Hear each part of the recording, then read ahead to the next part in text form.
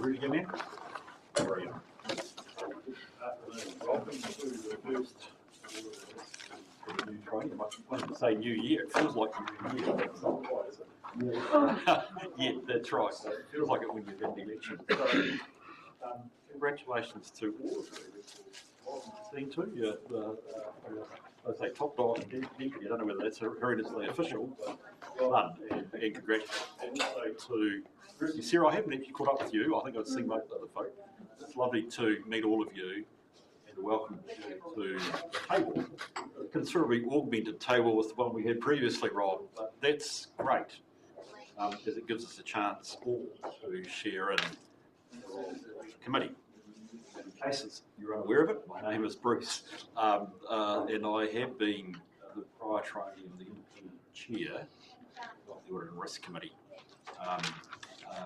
And thank you, Rob, that you both have favoured me, I think I got it right, but it must be, for the next training as well. So, and I actually would like to break with the planned agenda just to have a quick talk about the Audit and Risk Committee, seeing it's the first one, and we'll spend 10 minutes about that. But before we do that, I think I would just like to open the proceedings by doing the apologies, because I think I'm going to get some pretty tight timelines imposed on me for a Friday afternoon, and I think that would be really good if we did, if I did have that discipline on me. So, Christine, I understand you need to be away at 4:30. Yeah, I may need to leave early, so... Okay, and Margie, I understand you may be in and out, is that correct?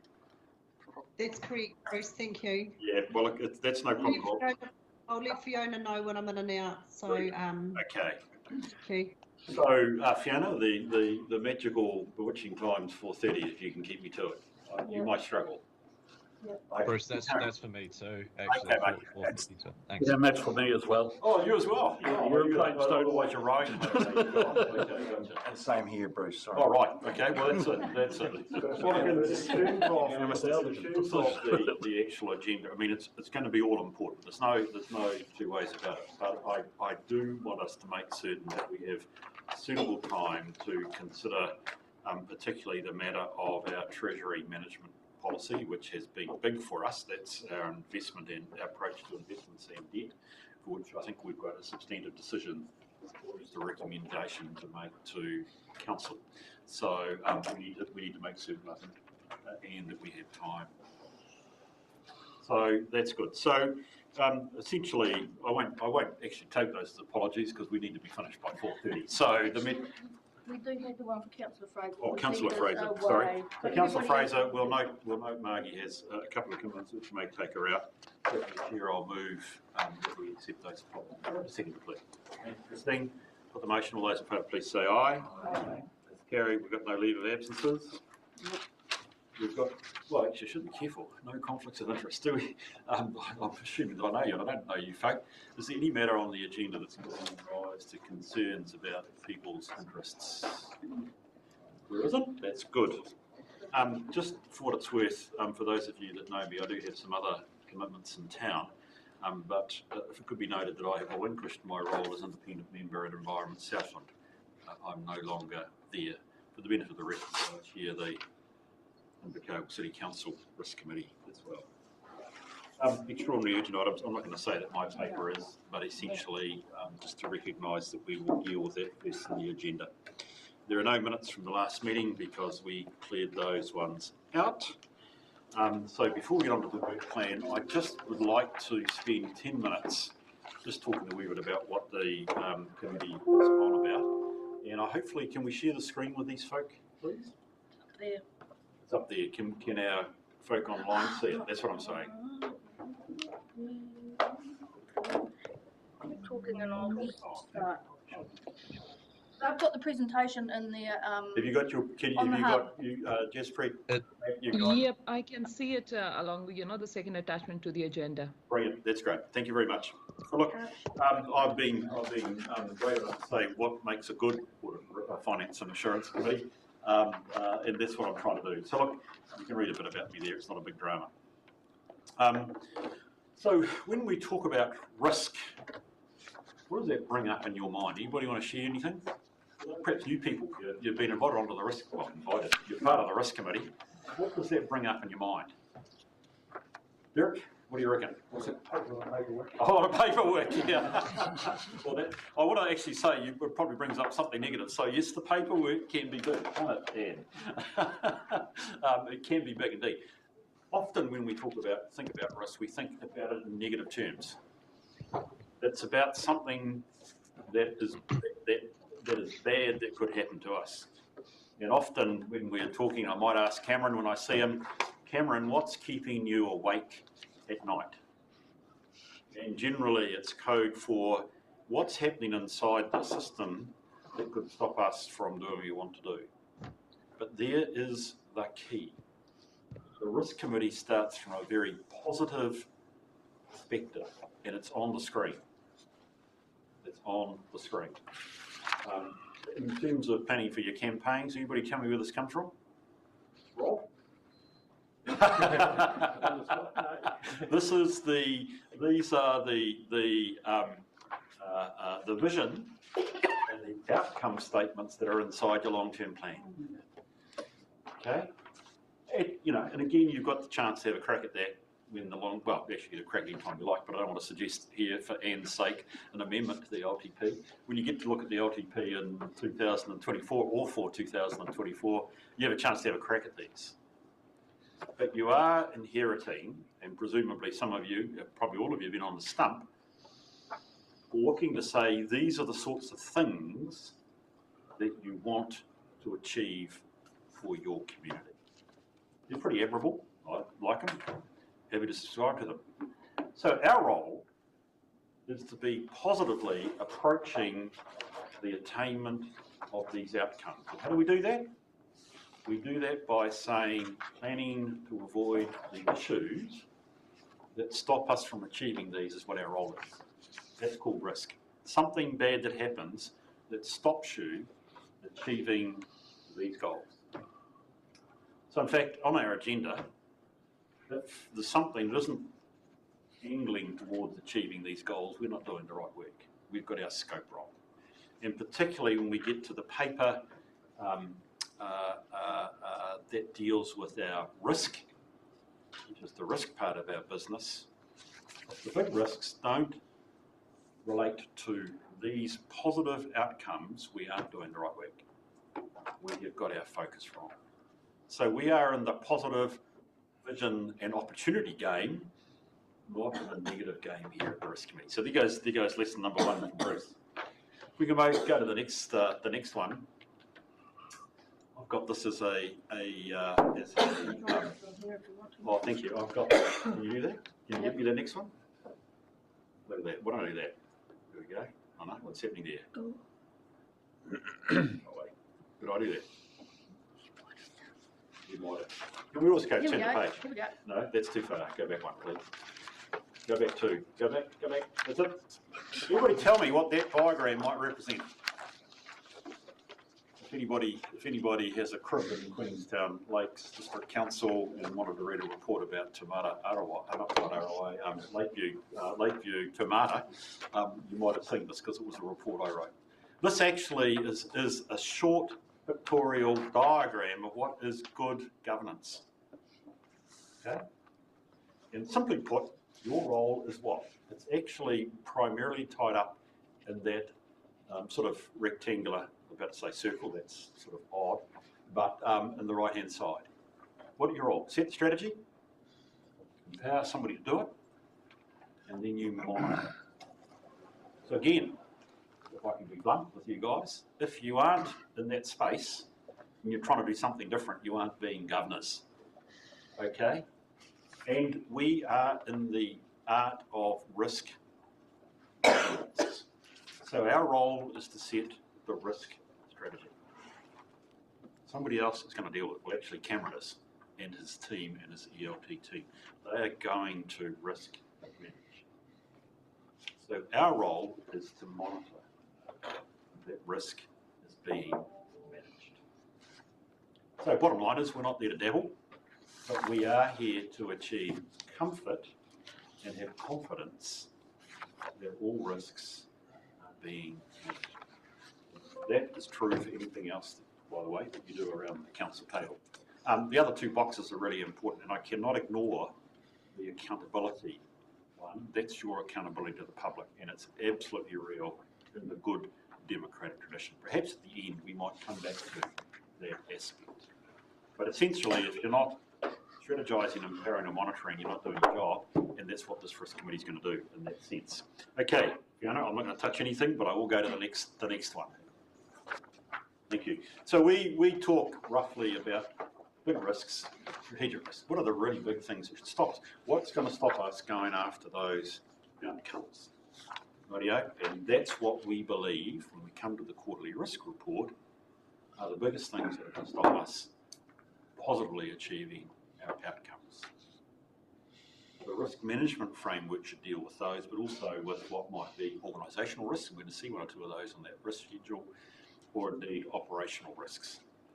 So you are accountable for all risks, but we have to achieve that in some systematic way, because you can't look at all risks. You don't want to see all risk registers that exist inside this place. We can't do that. Otherwise, Derek will have more paperwork than you could ever believe. We have to understand how Cameron and ELT manage all those myriad of operational risks. Our focus is on the big stuff and what is on that column to the side, which is, in fact, emerging risk. And we'll come back to that one in the course of the meeting. What do we do? We can go over a couple of slides, please, Fee. I'm not going to worry about the next one. There's a page there called out 12 risks. If you had a chance to go have a rabbit race through the papers, you'll realise that this is the long version of what is the colourful diagram you have in the quarterly risk report, which is what we determine as our big 12 risks. By the way, I think we have 11 technically if you add them up, because we've probably joined 2 together. It doesn't matter. I've just put them out as 12. Okay, so look at them. We can't adapt to change. And heaven help us, you have entered the triennium where we are going to have the generational change in local government.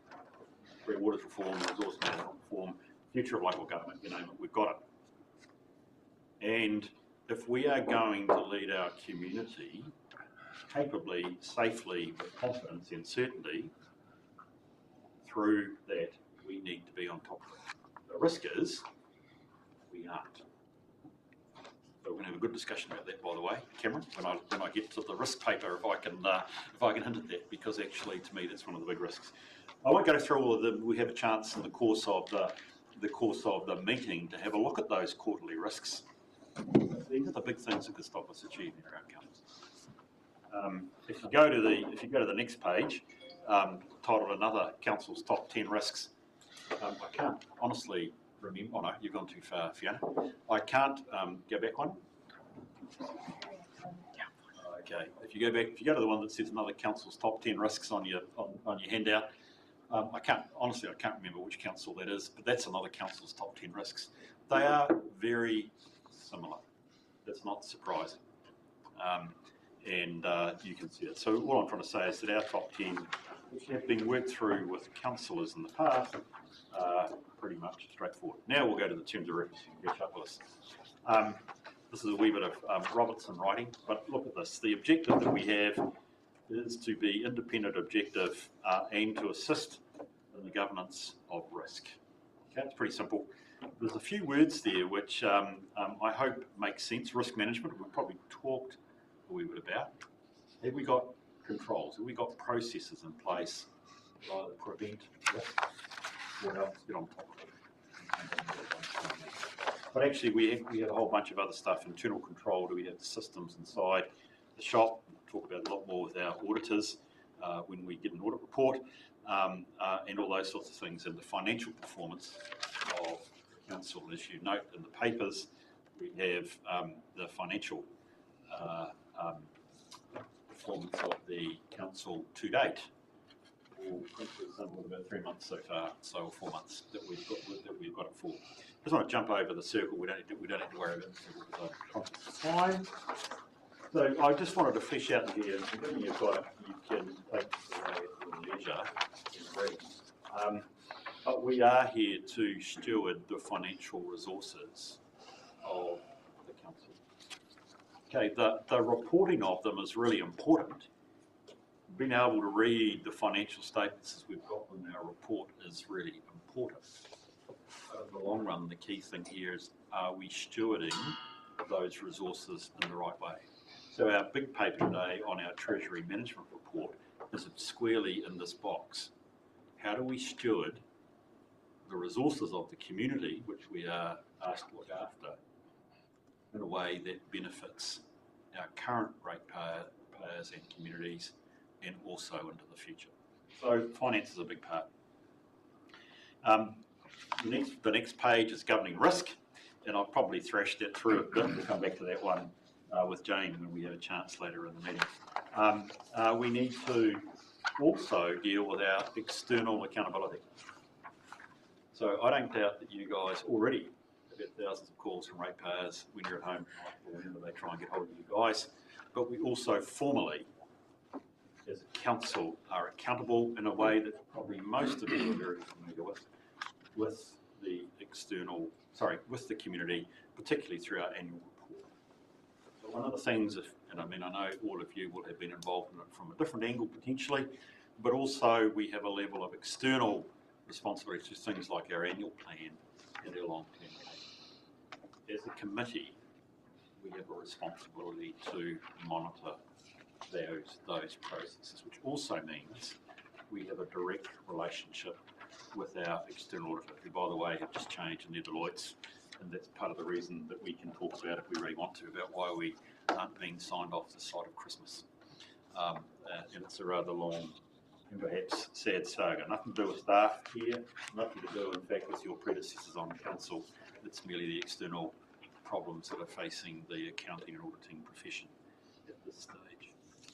If you go to the other specifics, there are a few other things I just wanted to note there that we are responsible for and become part of the committee's standing agenda, as we'll find when we get to it. One is health, safety and wellbeing. I have a lot of colleagues that would say this is the number one risk of any organisation. Okay? And I would tend to want to agree with that. It's high and it should be high on our list. We get quarterly reports on that one. It is our responsibility, working with Cameron, to marshal the system around health, safety and wellbeing. Second one is insurance. Insurance is just part of the package of risk management. It tends to come at the end. If we can't get rid of the risk, there's the only way we can handle it off to somebody else through insurance. It becomes a wee part of our stuff. We're worried about legal risk, and that becomes important as well, because that affects actually our liabilities. We're pretty minor, can I say, compared to what I see elsewhere, but I wouldn't dismiss legal risk. Okay, what's our role? I'm going through this, but we'll have a chance for a quick chat with me at the end of this. What's our role? Well, I say our role is to use all due care, diligence and skill in the work that we do. Now, at the risk of sounding a wee bit about myself, you're helped by me. Professionally, I'm hanging myself out as a independent expert in the area of finance and risk, because there are aspects for all of you which may be less in your wheelhouse. And one of the values of audit risk committees is the ability. I mean, you can do it anywhere else in the other committees as well, to be honest. But actually, traditionally, with audit risk committee, to have effectively the support, but also the leadership of an independent chair. So that's as much a reminder to myself to operate with all due care, diligence and skill, but given your appointed committee, it's the same on you too. I want to reflect that you've also got the support of not only yourself, dare I say, but also your staff as well. The important thing is, and this is slightly odd, I think you're the only committee I sit on where it's a committee of the whole. I welcome that, Rob. I don't have a trouble with that. I understand some of the governance theory behind where you guys are at as a new council, and that's really fine. But I want to reflect, this is just not another council meeting. In some sense, bluntly put, you leave the politics at the door, because we have no executive decision-making powers in this committee. We aren't going to sign $1 or ask Anne to sign $1 out of her bank account, or out of the council's bank. Is it your bank account or is it council's? It's mine. It's right. All got accountants know it's their bank account. We can't spend a dollar. What we do is we recommend council. Now that happens to be all of you. That's not a problem. But I just want us to reflect that when we are in this room, we are doing work for council as a whole. So most of our motions are recommendations to council. So we can't, for instance, adopt the annual report. We have to recommend to council that it adopts the annual report. We can't say this is the Treasury management policy, these are the debt settings, these are the investment settings. We couldn't even say these are the rates that we want. They are recommendations that are made to full council. So we're quite a functional working committee rather than a committee. And by the way, when I say leave the politics at the door, there's not really a debate about the politics of what we're doing. You'll do that in the other committees. Why? You have got you've got decision-making rights. You should bring politics to that, but we don't forward it here. A couple of other comments about it. So our role is in that working environment is to ensure that we're comfortable around the finances and to ensure we're comfortable that we've got the right risk settings for that positive outcome. So for achieving those positive outcomes. So what does that mean we do in the committee? It means actually our role is to test staff. I'm asking you to bring a sceptical mind to your work. So our role is to test and challenge staff on what they say. Now I want to be very careful on this and go to the next slide, and I just want to talk about that. There is a sense to which there is constructive tension. And there are times when we want to thoroughly look at something. And I wonder if I can call on that. It's a wee bit I don't think it's unfair. For instance, who can remember, for those that are sitting here, we had a serious discussion with Matt and Nick over our contract and project management capability. And it was uncomfortable because we had a report that said we needed to grow up a wee bit. It's our role to test why. And might I say, staff are very comfortable that it was received and dealt with in a responsible way. Let's do that really quickly. But our role in this committee is to be satisfied that the response from management is appropriate. So it means that you can ask, generally under my chairing, searching questions and you can expect an honest answer. That there is an important proviso that will only work if you meet at least all of these bullet points below, that we keep this as a safe environment.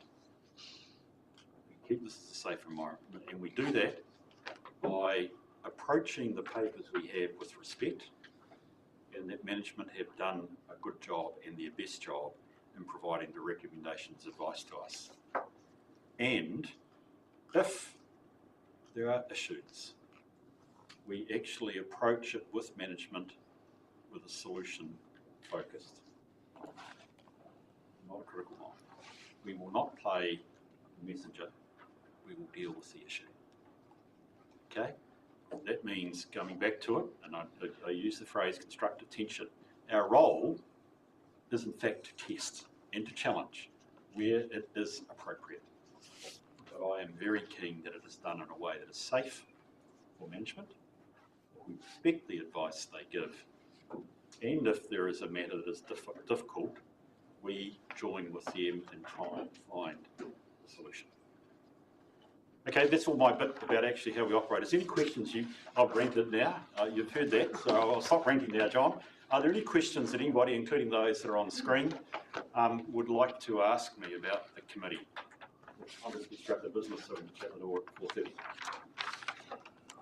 We're going to explore that as we go through it. Keep that. I know you're not going to go home and read it tonight. Or perhaps you might actually.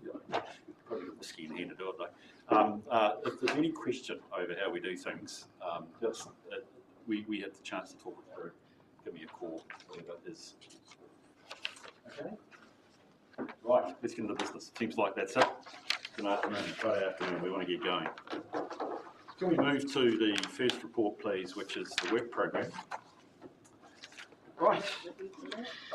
Now, I've just been introduced to Teresa this afternoon. I don't think I have met you before, have I, Teresa? I was at the last. Oh, you were at the last one? Were you seeing how we went? It wasn't scary. It wasn't scary. So Teresa, You've just made it I've scary. just made it scary. Okay, good. I'm not sceptical about this program, by the way, okay? Bring your hands, Teresa. Thank you. Mr. Chairman, committee members, I present to you the Finance and Assurance Committee work plan to 30th of June 2023. I take this report as being read. I just want to highlight the reports that have been added and deleted from this meeting. What's been added is the investment information implementation decisions report has been added to discuss the next stages in Council's investment and borrowing strategy. The change to Council's external audit provider report, and deleted from the meeting is the forecast financial positions. As discussed with the committee, the forecast financial position will be undertaken this year, once this year, due to resource constraints and other conflicting priorities. The unbudgeted expenditure and impact on rates report has been removed as there have been no changes since the 28th of September meeting. And the health and safety report has been removed from the work plan as the events will now be included as an attachment to the health and safety update report. Thank you. Hey, thank you for that, Teresa. I appreciate that. Just as an opening comment, I think one of the key things that Teresa does bring to us our program, as you can see, is an annual basis. That's because the committee has a relatively standard annual life in terms of the topic headings you can see on page 15 of the agenda. Any questions for us, Teresa? Margie, have you got your hand up? Yes, thank you, Bruce. Through you, I just can't see the chamber. I can't see Teresa. I'm totally, I've got no vision of the room.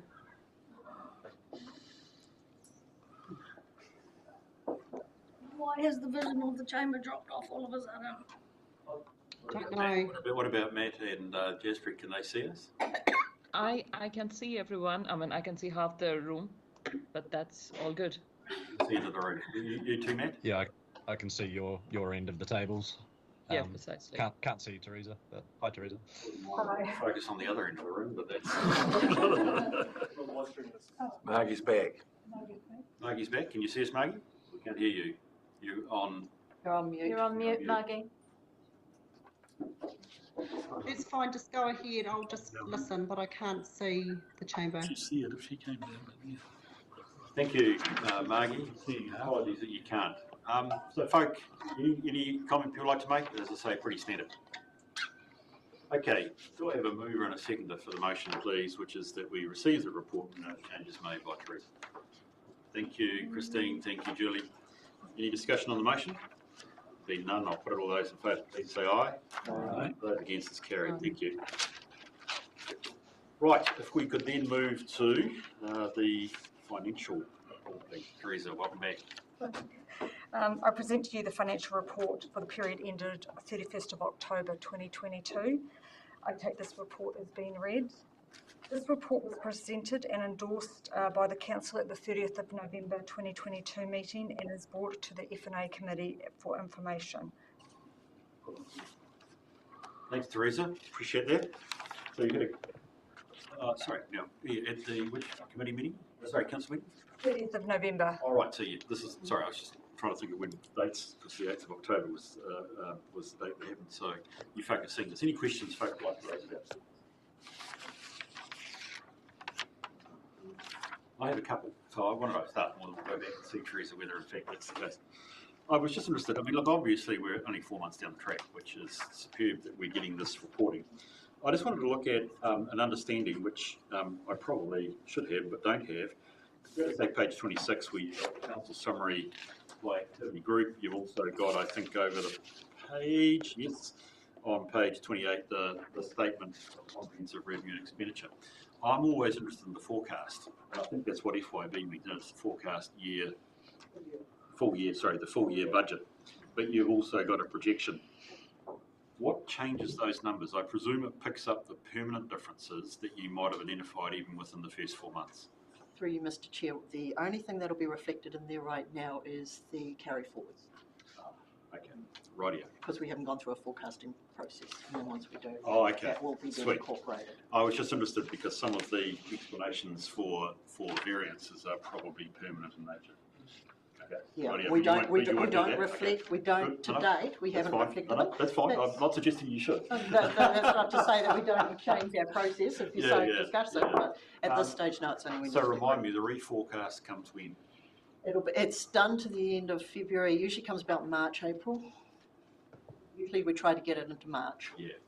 So it'll be valuable. Yes, Derek. What do you carry forward? What does it mean by that? So that's the process by which we get to the end of the year, and of course we haven't completed sometimes all of our activities. It might be for a variety of reasons. Sometimes it might be weather related, or it might just be resource related, or whatever.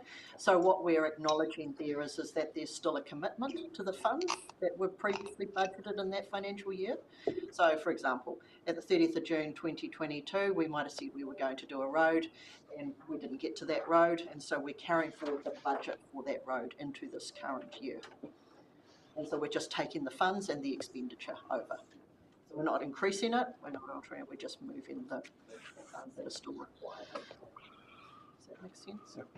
It's the old story that 30 June is just a date. Yeah. We've still got to do the work we haven't done. Christine.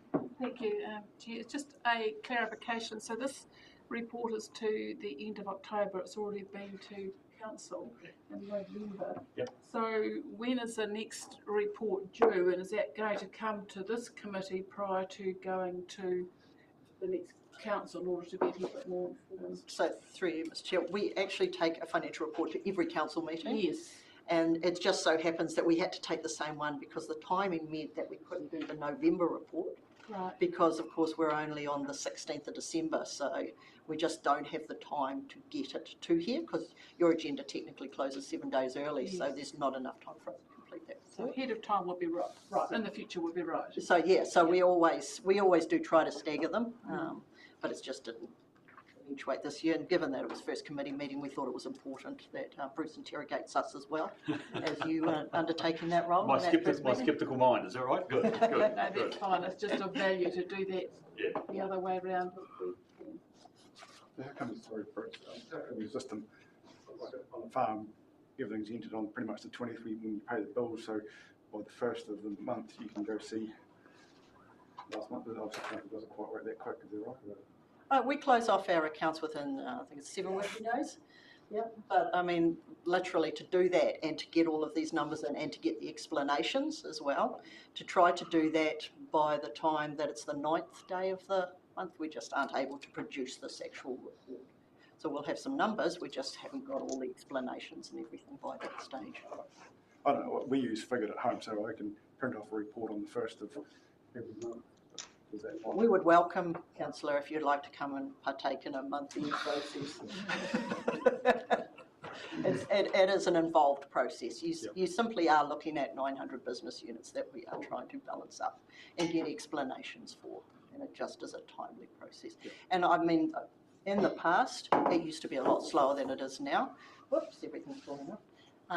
It was a lot slower, so the guys, like I said, they get it done now within the 7 working days, which is pretty good, but it's just getting all of this paperwork together that takes us time.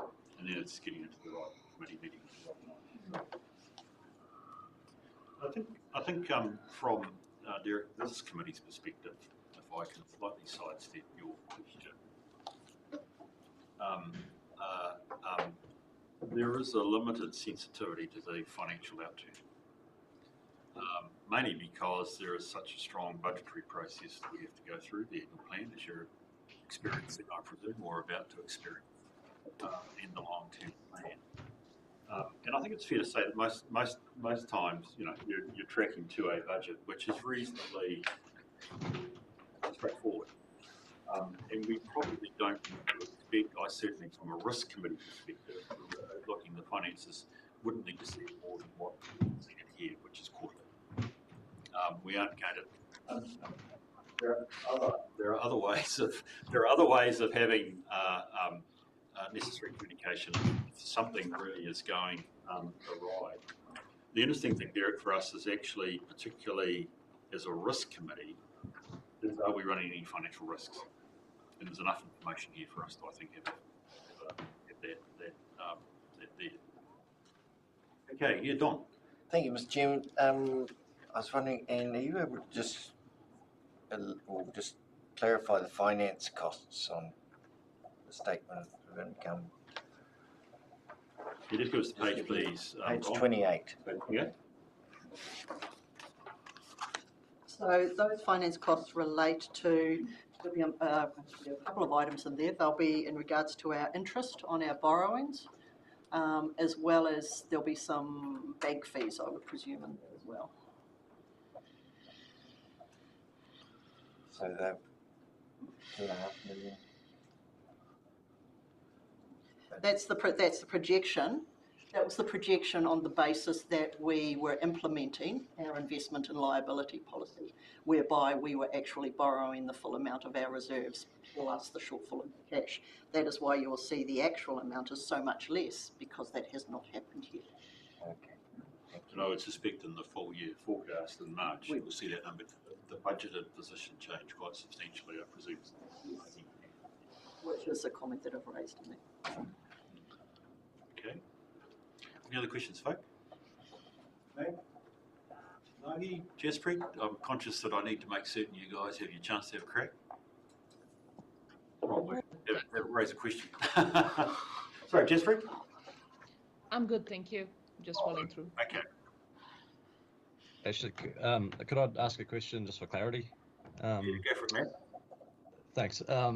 The projection amounts, is that what's likely to be affected by changes in costs that we're expecting, and how often are those projection amounts adjusted to reflect that?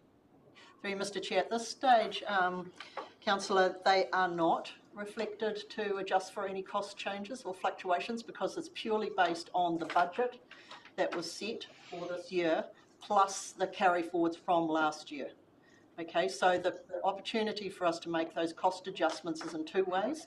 We will bring you unbudgeted expenditure reports where there's a significant difference from what we originally budgeted, and the second thing will be the forecasting process that we will bring you back in March. And that's where we'll also indicate that. Okay, thanks for that. Other questions from the Teresa or Anne is just probably more a comment to note that we do have $16.8 million in external debt, along with what we internally borrow, which is the thick end of $40 million. Right? Okay, so this becomes important for that when we get to the later paper, is to recognise that as a council with a lot of infrastructure, we carry little external debt. Okay, only to the tune of 16.8 million. That's why we have got some finance costs. Okay, but the majority of the work where we have had to think of making use of what otherwise we'll be borrowing, we've done internally. We've borrowed against our reserve, and the relevant ratepayer group pays interest on those on that borrowing. Okay. But it's all internal. So from an external perspective, it's not seen. Just making use of the cash reserves. Okay. Look, the only other thing is that what's important is actually that we have concern about the financial prudence of the organisation. Are we in the right place? And one of the small things that I just noted, and thank you for doing this, Teresa, on page 32, sorry, it's page 15, page 32 of the agenda, is that our concentration of investments is exceeding what we have said is no more than $10 million invested with any one bank, correct? And I think we were saying there we've got an additional 300,000, so 10,300,000 invested with the BNZ, and you're drawing our attention that exceeds the limits that we actually set ourselves. And your recommendation is that we don't worry about it because it's not too bad. And it was fixed in the following month. It was fixed in the following month. I didn't see that, sorry, but that's fine. Perhaps I didn't read it. Oh, well, sorry, that's probably the wrong terminology, but yes, we did adjust it in the following month to get back down to the 10. So we're back under the $10 million. Right. Right. Through you, Mr Chair, we actually got council to resolve and acknowledge that in the council report. Oh, the council report? And the November Oh, right. council report. Yeah. Oh, good. Okay, because I was going to suggest we needed to. No, we knew what you would ask us. Oh, you did? Oh, there we go. Yeah. No. You're anticipating me. Okay, so look, I mean, we need to look at that, but that's one thing. So thank you for raising that, Teresa. And as you said, it's being corrected. It might seem strange that we only want to hold 10 million with one bank, but it's actually about spreading your investment risk around rather than necessarily all having all your eggs in one basket, put it colloquially. Okay, that's great. So that's very helpful. Really start to the year. It'll be interesting to see where we get after the half year. Any other questions, folk, before I look at the resolution? I'll go to the resolution, please. We receive the financial report. Move in a second, please. Thank you, Rob. Thank you, Sarah. Appreciate that. Motion, all those in favour, please say aye. Aye. Those against, it's carried. Thank you. Can we move to the change to the external auditor, Teresa? I'll certainly know your name by the meeting. That's great. Okay.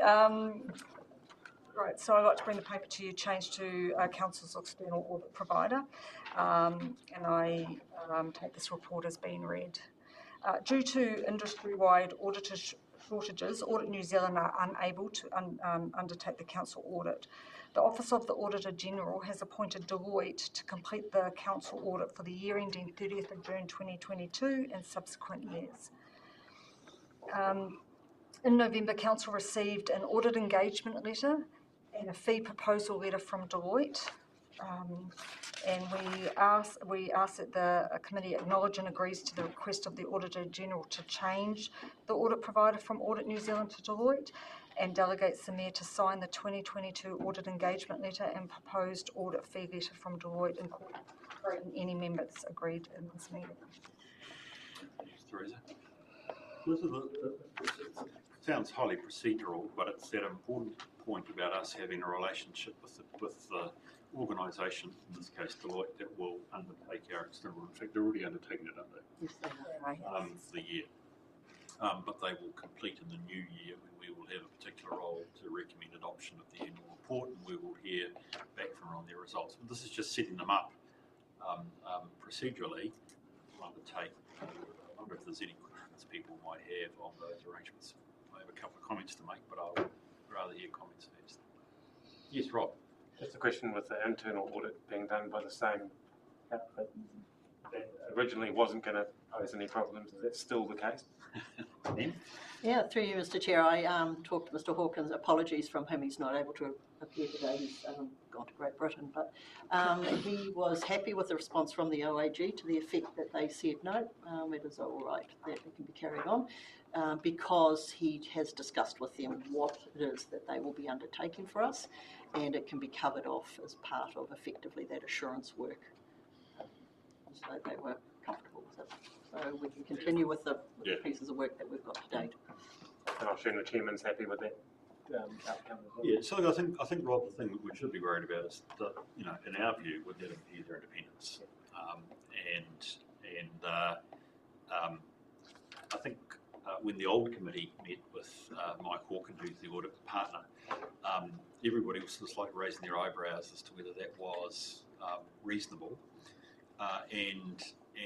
I mean, we received the assurance that the Auditor General has looked at this and said that it is.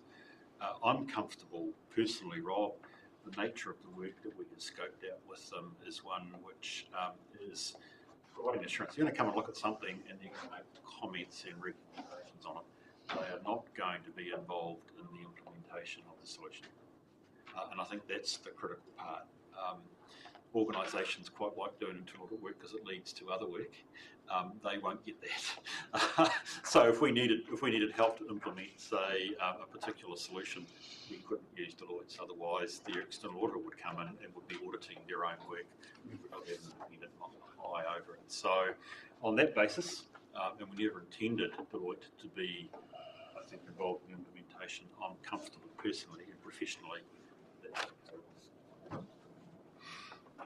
Can I just check, Therese, please, if that's possible, the paper, I've got it correct. If I go to page 35, talks about this letter being relevant for the year June 22 and subsequent years, but the actual letter is for 2022. How long have we got them for? The letter is, Mr. Chair, the letter is only relevant for this year, but we're actually using Deloitte's for this year and the subsequent years. So it could be just the way I mean, normally, sorry, the reason I asked is normally the letter would say that. I mean, you only sign an engagement, I'd only look to sign an engagement letter once every 3 years, so. Yes, but the through Mr. Chair, once again, it's sort of like a bit of a legacy left over from Audit New Zealand. So it's just replacing it's just getting us through that period. Good, I'll handle it. I just want to point members' attention to, it's like a contract actually to some extent, and actually the devil's in the detail. And if you look at pages 45 onwards in your agenda, the auditor has pointed out who has responsibility for what. When I say it means all risk is on us. They have a professional obligation clearly to provide an opinion, but we have a proactive responsibility to be concerned and account for ourselves in terms of having the right financial systems of internal control which prevent fraud, which make certain we can account for ourselves well. We have an active and proactive responsibility to adhere to the legislation we report under. We can't use Deloitte's as our backstop for that. It's our responsibility to be. Now, I don't have any trouble, by the way, I want to say this quickly. I've always found here that Anne and team take a very proactive response, but the auditor is pointing out it is your responsibility. Okay? So if you look at something like over on page 47, the bottom one there, it's responsibility for preventing and detecting fraud and error. When you read that, it is our responsibility primarily. If fraud occurs here, don't necessarily look to the auditor as to why it was not picked up. Okay? So it puts a bit of tension on us to make certain we do our job properly first and foremost. I just want that to be noted. Rightio. The fee, if you go to page 53, we tend to get attracted by fees. The fee, to confirm, Teresa, is exactly the same as Audit New Zealand was going to. Exactly the same. The honouring his fee with Deloitte. Yes. And I noticed that in paragraph 6 there on page 53, it says the proposed fee. It's not a fixed fee. In other words, we better have a clean nose, otherwise someone will charge us more. Yes, sorry, Derek. I'm just going back to the fraud one. How do we sort of pick up on that as councillors happening? Well, that's a very good question. And that's one of the challenges of this committee here, as a finance and risk committee. But actually, how do we have that as a setting? I wonder if you could recall off the top of your head what we've done today. Well, we put a lot of systems and processes in place. I mean, from a financial perspective, segregation of duties is one of the key ones that we have. We try to ensure that the same person is not completing, the tasks through a process. The things that we do in this committee to check that, though, is we've had an internal audit done, which has raised a number of areas that we could make improvements on. In fact, it was quite a comprehensive one, and you'll see in the risk report that there is still some remaining from that that we undertake. So, yeah. So we're relying on the audit. No. I think what Anne is saying, actually, the primary basis, Derek, is that we organise ourselves in a way that there is checking of work being undertaken. So, for instance, we want to make certain that a person that can raise an invoice, in other words, say, bill somebody for a piece of work, can't write the debt off. It's called segregation of duties, because if they could write the debt off, without approval, don't do that. We need to presumably have controls around a lot of our applications saying payroll with master files which contain the details of staff, but are also used as the basis for calculations. So any changes to those would have to be checked by a different person to the one that's entering the change, so that we can make certain, it's a classic area again, to perpetuate fraud. So really the primary responsibility is through our own systems and controls we have in place, as in contrast to relying on Deloitte to come in and help found fraud. Delegations is another area. Another key area. But we can't get somebody to raise an invoice and authorise it. There must be a break between those two things. So the auditor is really important because they do have to look at some of those things, particularly in terms of reaching their own opinion, which is really helpful. But we do from time to time, so we get a chance to look at our internal audit program. Essentially, a lot of that work that we do is giving us assurance that we have the right sorts of systems which would prevent fraud or, quite frankly, risks around corruption and bribery. So it's never, you can't have one optic and say, oh yes, we're free. You have to look at the weight of stuff that comes through the committee that gives us some assurance that the fraud, that we're doing the best to minimise the risk of fraud. We can never get rid of it, unfortunately. I think my saying is two employees are doing it and 2 are thinking about it out of every 100. But I mean, that might be not for an timesheet problem in your favour. That's Through you, Mr. Chair, are those systems based on, say, an area of suspicion, or are they based on a certain amount of data or inconsistencies with data or timelines? What are those systems? Sorry, what you mean in terms of internal audit? Choosing what the internal audit does? Yes. Sorry, I'm looking your way. Sorry, are you meaning the? Sorry, I'm. So as an example, if you have an issue whereby you think a staff member or has some inconsistencies with some data input, how do you measure that? Do you measure that because of, or in terms of revolving the responsibilities of those people? Do you have timelines associated with that, or do you do it because you have a feeling that something is not quite right, or is it because data is inconsistent or consistent? Like, how does that come about? Well, gratefully, I've never come across that to date, but that's not to say one of the key things that I actually implement within my team is spreading the responsibilities around just randomly. Right. And it's for a multitude of reasons. One is to get exposure so that people don't get too used to doing something a particular way so somebody else can see it. The other is for learning and training purposes. And one of the key roles, of course, accountants love is reconciliations and reviewing. So that's something that we tend to be a wee bit hot on as well. So there's nothing that we don't, I must admit, we don't purposefully look for fraud or risk. What we try to do is manage to best practice our systems and our processes and ensure that we've got good knowledge running around the team. Have we had a fraud gap analysis from Deloitte? Yeah, we have that. So it's one of the other things, Tom, that was really important was I think it was one of their first pieces of work. First piece of work. Which would be a good reason to say is the time to refresh it was we asked them to, as internal auditors, I want to stress this, not as external, as internal auditors, to do what is known as a fraud gap analysis. So they spent some time inside the organisation looking through the council to potentially identify if really the adequacy of our systems generally and whether they saw there were any gaps. And I don't know, well, I think you're saying there might be 1 or 2 matters that you're still trying to correct, but in essence that was a key report for us. So probably 2 or 3 years ago, I'm struggling to remember quite well. 2018. They did that piece of work. Well, that's 5 years, 4 years ago, so it probably is a wee bit. There was a lot of points on there. Yeah. It was the biggest piece of recommendations that actually came up. So that's one of the key things for us, Tom, is that actually annually we'll get a chance to look at what the internal auditors do. It'll come from a recommendation from management, but it gives us a chance to say, well, actually, we'd like them to look in here or there, or where in the bonnet under the bonnet they should be looking. So we'll get that chance as a committee. Thank you.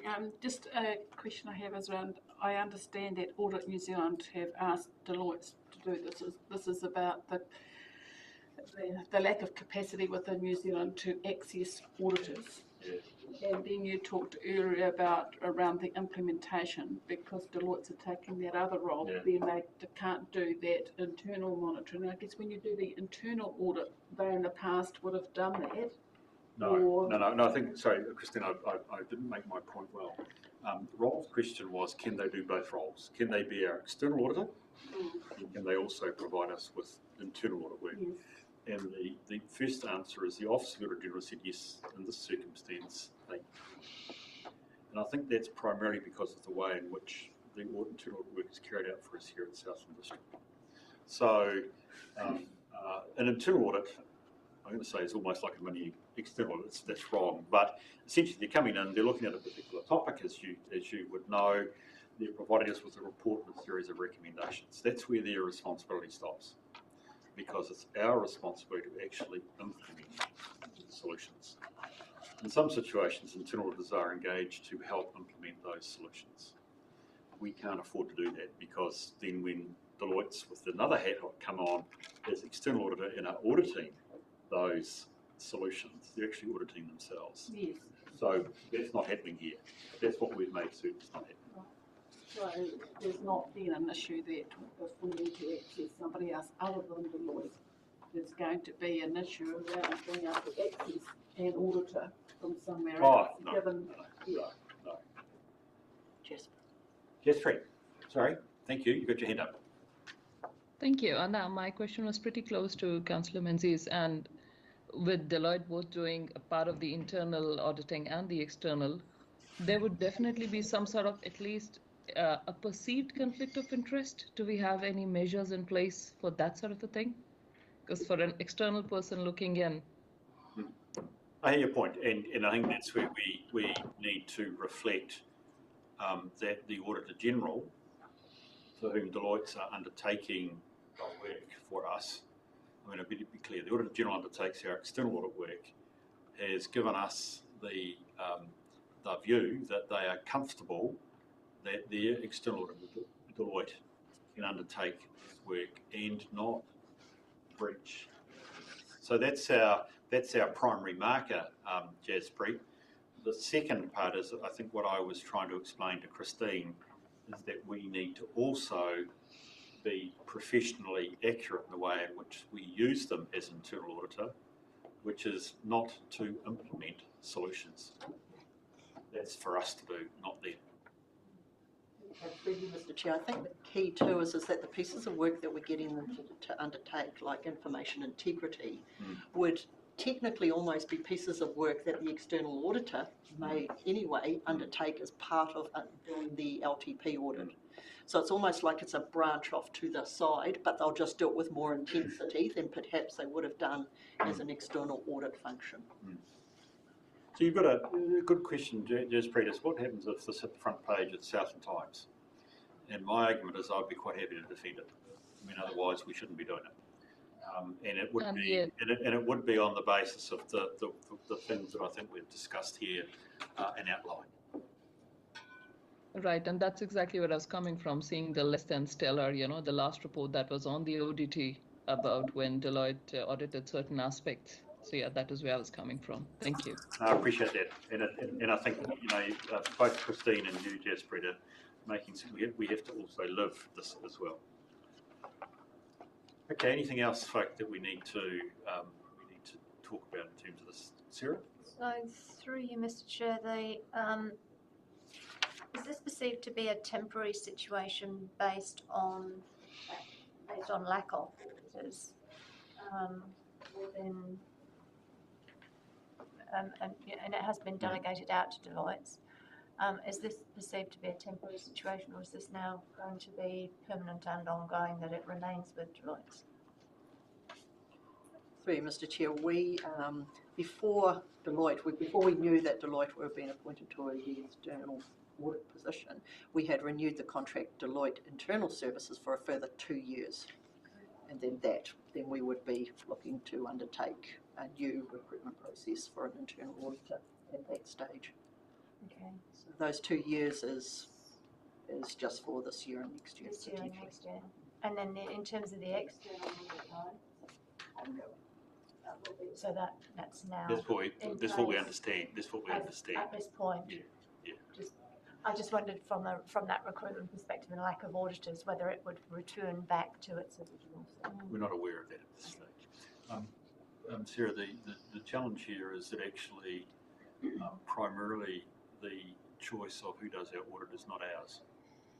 It is the Auditor General's. So we have to, we assume the Auditor General has made this change. It's not temporary, and that we'll have Deloitte for a reasonable period in front of us, which would be ideal because we're having to invest in it. There's benefit of familiarity as well. Yeah, there's beneficial change. We've got a new set of eyes looking across the place, which is really superb. But we don't want to lose it after a year. No. Basically, is what it comes down to. Yeah. Okay. Brilliant. Right, can I go to the motion, please? And we received the report. It's got all the aspects of the decision making that we need to understand. We acknowledge and agree to the request to change to Deloitte. Believe it or not, I do want to make a wee change, please, do we? We received the Deloitte engagement letter and the fee proposal letter, noting these will supersede and replace the equivalent signed documents with audit. We've already actually signed an engagement letter and a fee letter. So at the end of I would like to add, noting these will supersede and replace the equivalent signed documents with Audit New Zealand. Doesn't pay to have 2 engagement letters for the 1 year. If I could pass it on. Okay, we've got the fee there, which we know is consistent with the fee we've been told, and we delegate the mayor to sign the engagement letter and the audit fee letter with Deloitte.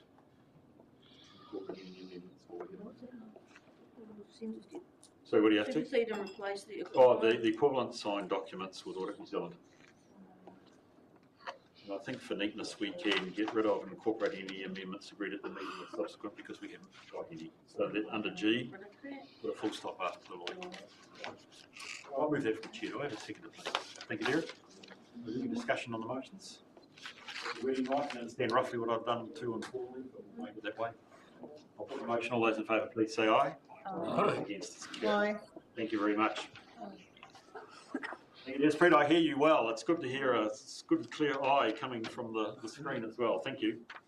Can I move to the annual plan, please? Hey,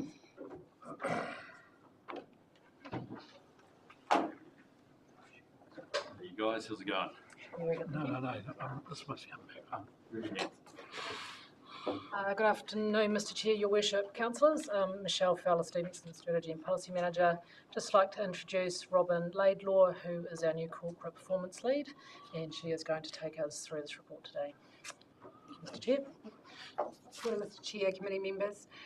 This report is to provide an updated timeline of the key milestones for the annual plan 2023-2024. I'll take the report as read and just highlight some points. So the annual plan 2023-2024 is the year 3 of the long-term plan. The project plan timeline provides a clear timeline of the key tasks and milestones to ensure that the annual plan is ready for approval in 2023. I note that that's 2022 on that report. If we turn over to page 60, the staff are seeking confirmation of the updated project plan for the annual plan. And at the point of writing the report, the council meeting dates had been established through to the 5th of April, so staff have put some tentative dates in around for the remainder of the year for this plan. So listed, if you'll see, you're looking at the timetable below, these key milestones are listed, and then in option A is the dates if council is wishing to consult, and option B is the backup dates for if council is wishing to consult, and those backup dates are kind of like the last point really around, or the last date in terms of timeline for getting things through under the legislation requirements. Option C is council is not consulting, and if council is choosing not to consult, we will instead provide an information update to the community. I'd just like to point out, if you look in the key milestones under December, at the point of writing this report, we were bringing significant forecasting assumptions to this meeting as well. That's been moved through to January. And also on our timetable here, you'll note the dates in red are the ones that we are yet to confirm in terms of council dates. So staff would like to recommend that the committee endorses this project plan. Thank you, Mr. Chairman. If there's any questions. Sure, appreciate that. Wonderful. That's very clear. Do folk have questions on this? I suspect the whole annual planning cycle has been something that you've dealt with in induction for those of you that are new members and are probably comfortable with, I hope. I have a couple of questions, if that's okay, Michelle. The critical thing that you've said here, which keeps these things in red, is whether we consult or whether we don't. What's the likelihood of us needing to consult on our annual plan? And perhaps what can you, for the benefit of the committee, explain what are some of the preconditions as to whether we would or wouldn't consult? Through Mr. Chair, I'll take that. If there's a significant variance from your long-term plan, then that might be something that would flag the requirement to consult. So that's a decision paper that will come through to council in the end of January, early February, where that discussion can take place with the council table. If there are any significant issues arising from the annual plan, that's when that discussion will take place and decision be made then. Right, and too early at the stage to know which direction that's going. Can I say to the benefit of the committee members, I think it's really important, and I've never seen this council not wanting to be transparent. It's not about being transparent or hiding something from the community, because in fact we are run by a long-term plan. That's a starting position for that annual plan. Hopefully I'm correct with what you've been talking about. And if we aren't moving significantly from that long-term plan, we've already consulted the community. So we don't need to consult over it, we just need to set it and get our rates out. Having said that, if there's some indication that we're moving substantially from what we set out in the long-term plan, we are going to talk with the community because they need to have a chance to have their input. And they've got to be in a great position. So the question about the red and the consultation is not about a lack of transparency, it's just about where we are relative to our existing long-term plan. The issue being this is what, year 3 of our existing long-term plan, and it's only a best guess, it's forecast, so we could be well into a consultation. Any other questions or points people like to raise? Rob? Just around the word consult, and I think it's important that we still inform the community even though we're not going to be consulting. Oh, absolutely, yeah. In mind with. Good point. Really good point. Right, Michelle, I did have, the one thing I wanted to just raise as a question was a risk sort of sense. What's going to stop us from getting this annual plan out? And I probably thought of 6 things. So I'm just going to run through them really fast. And you might tell me whether these are keeping you awake at night or not. Okay. I suspect they shouldn't keep you awake at night, but I also suspect you probably have them under control. Because I think one of the key things that we can do is just keep a check on those things. So, firstly, is it possible to reach reasonable assumptions and estimates for this year? Number one. Do you want to comment on that? I don't want to prolong it, but I just want to know whether that's something you've talked about, the fact that they will come. I guess my view is it's more difficult this year to estimate and assume, given the economic conditions that we're actually in. Yeah. Mr. Chair, it's around, I think, the uncertainty of those that we're likely to shift, rather than the assumptions themselves. Yes, it's the uncertainty that's associated with it. So we need to be clear with our, potentially, well, with ourselves and with our community. That's the case. I've had also the impact of the economy on our current long-term plan, particularly as it relates to renewals and capital plan. So while we might have 40 million in there for CapEx, we may not be able to buy as much with that $40 million. I don't know what the number is, by the way, I put that out in the year. We can't buy as much as 40 million today as we anticipated we would 3 years ago, right? That's correct, Mr. So there is a challenge that actually, what was the agreement with the community that we would do a whole lot of renewals and maybe at peril might be the wrong word, maybe challenge. in the current economic conditions. That would be a risk. And more generally, again, related to that the economy, there's a threat to our ability to maintain our levels of service. Again, because primarily of cost. I thought, in fact, it's interesting, Rob. I thought, a risk for us is that we are inauthentic in our consultation with the community, and I thought particularly I could say with the community boards. Struck me in our context as being really important. My fifth concern was staff resourcing. Have we able to maintain the resource to undertake that? And actually, my sixth risk was us. Are we too unstable in our setting of direction? Or do we want to suddenly go 180 degrees to where the last council was at, in which case we've got a really big challenge. That's not to say that you shouldn't do it, Rob, but I'm just wanting to reflect there is a cost with that, which would be a risk to our whole annual planning cycle, bearing in mind the outcome of annual planning is that we need it by doing better rates. No plan, no rates, no income. That worries me as independent. Not doesn't worry me. It's an obvious thing to be concerned about. Michelle, those are the things that interest me. There may be others, but I might want to just reflect on that as we, particularly for our next meeting, what are the project risks that go with what otherwise is a great plan. Okay. Any other questions for folk at this stage? Have I heard questions? Well, you're welcome to comment back on it, if you want to make any comment back on that. No. Okay. Can we go to the resolutions then, please? Which is that we received the report. B and C, I'm pretty comfortable that we are in line with that. So our role is to endorse the annual plan 23-24 project. Okay. Brilliant. Mover and a seconder. Thank you, Tom. Thank you, Christine. Is there any discussion on the motion? Then please, all those in favour, please say aye. Aye. Those against? It's carried. Right, draft accounting policies. Teresa, not Bree this time. Actually, oh, but I'm disappointed. I'm always sick, which is why you're seeing me. Sorry? I've got a couple of ways sick, which is why you're seeing me. Oh, dearie me. Is that right? Not COVID. Not COVID. No, not COVID. It's going around, isn't it? Yeah. Right, thank you, Teresa. Back in your hands, please. I present to you the draft accounting policies for the 22-23 annual plan. I take this report as being read. The accounting policies are the basis for which the 23-24 annual plan is prepared and financial information is compiled. The starting point was the policies for 22-23 annual plan previously adopted by the council with the 21-22 annual report and updated after research of the external reporting board website.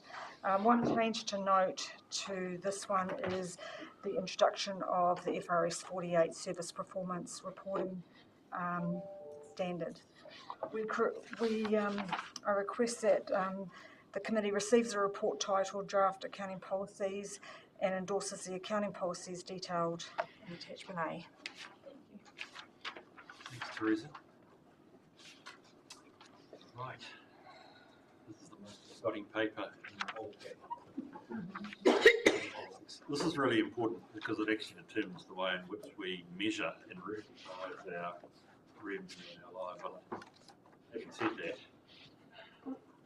it's almost impenetrable, not because of the way Teresa's written it, accounting standards. So unless you're an accountant, it's a bit of a, I'd almost give my lolly jar away to anybody that can tell me what OCRE means. It's in there. So let's not get too worried about it. It is almost impenetrable in some ways. So we're getting a very strong steer from Teresa that these policies are consistent with those which we've used in the past. You've taken into account how accounting standards are changing, and you've mentioned FRS 48, which is how we look at our non-financial performance, and we don't believe there's any significant change. So we're following the policies that we already have, and indeed aren't proposed to change the way in which we either measure or recognise. That's comforting. Any questions folk would like to raise? No? Yeah, Don. Thank you, Bruce. Just around the water infrastructure and depreciation, and with a view to this water infrastructure leaving this organisation, where does the depreciation go at that time? That's a good point. Sorry, let me check that. I mean, there are lots of questions around depreciation. Three Waters right at the moment, to be honest, on. So you answered, where does it go? What did you mean by that? Well, we're putting aside funds for the replacement of the water infrastructure. That's right. Yes. We fund our we do broadly fund our depreciation on water. Yep. Yeah. So I'm wondering what happens to those funds when the good question.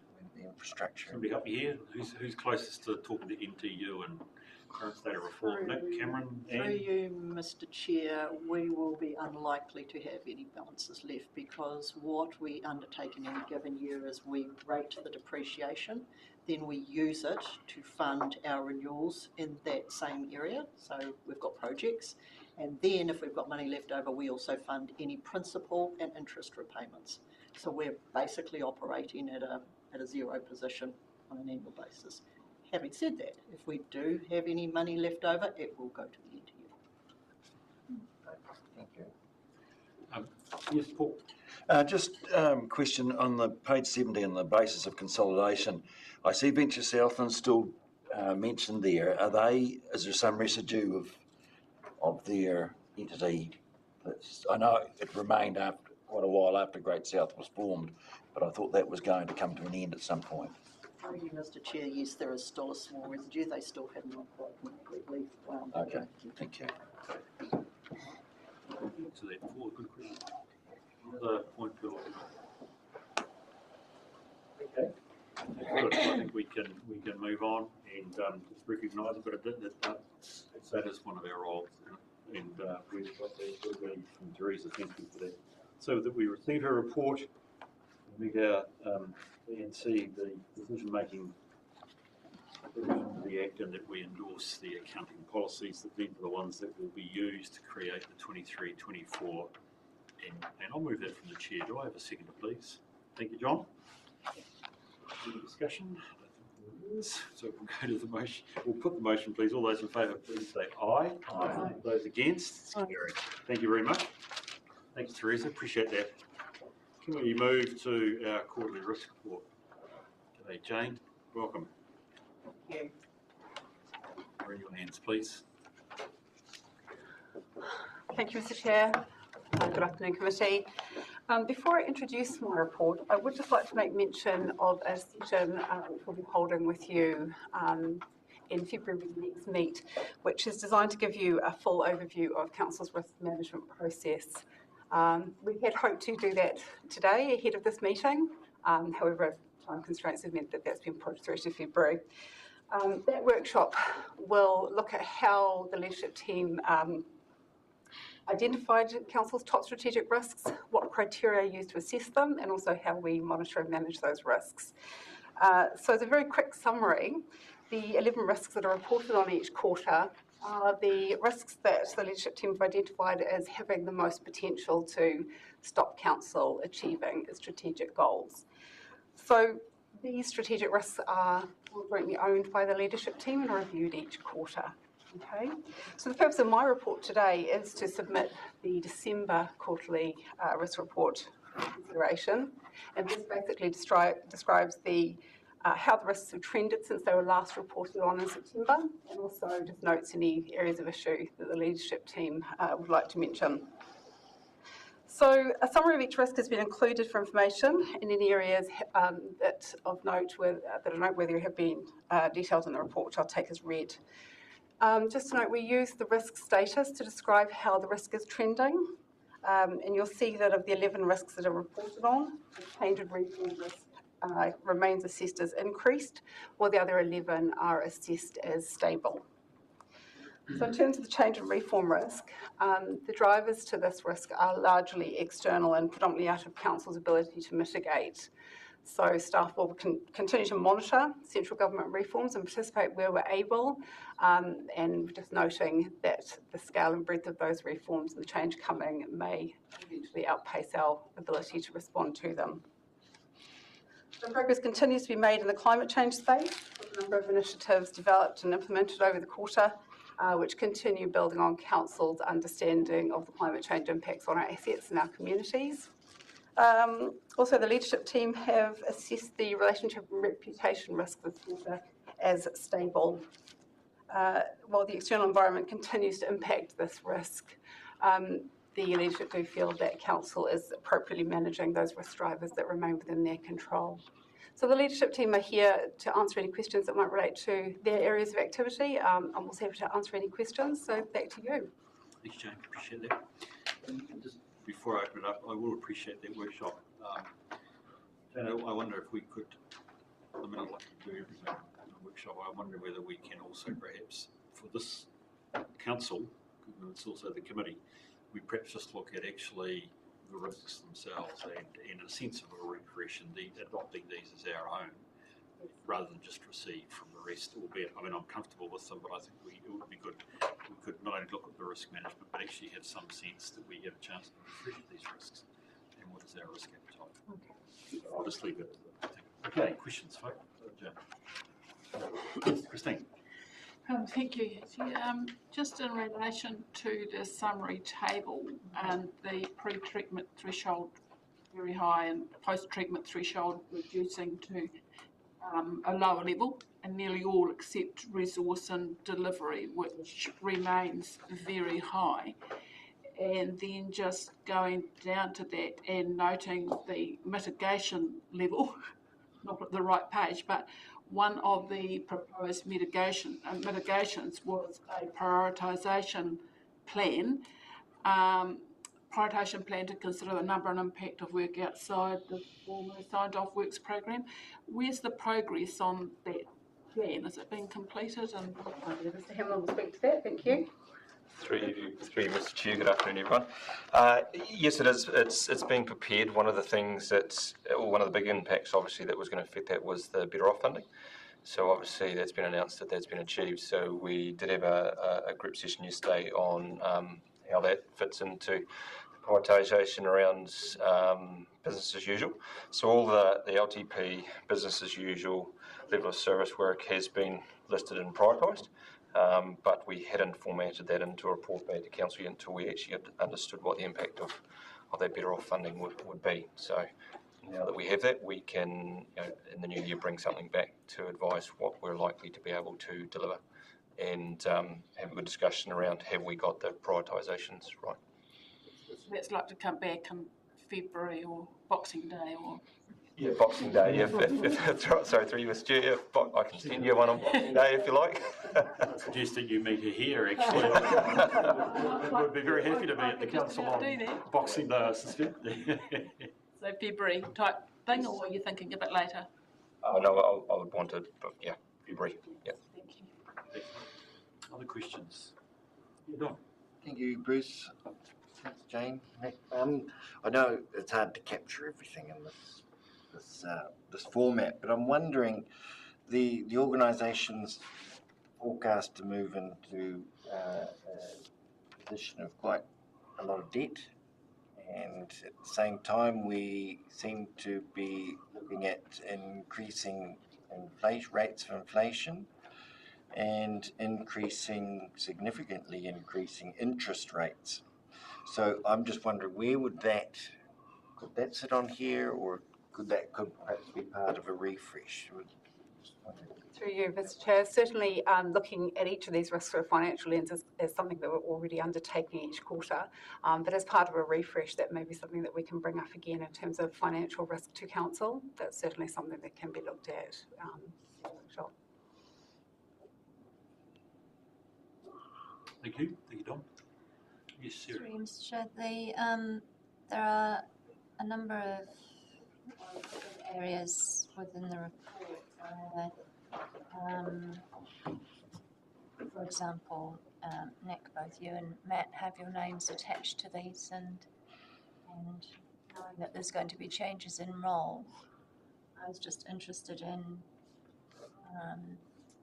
the ELT having confidence around the continuation of capable parties to manage the risk. Through you, Mr. Chair.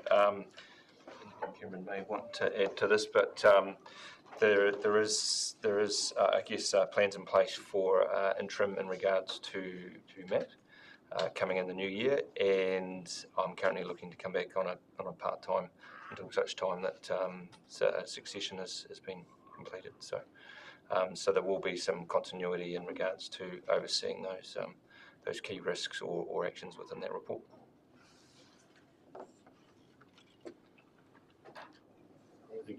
As answered, Mr. Chair, and with the extra bit of information, they will obviously be recruiting in the new year to fill positions as well.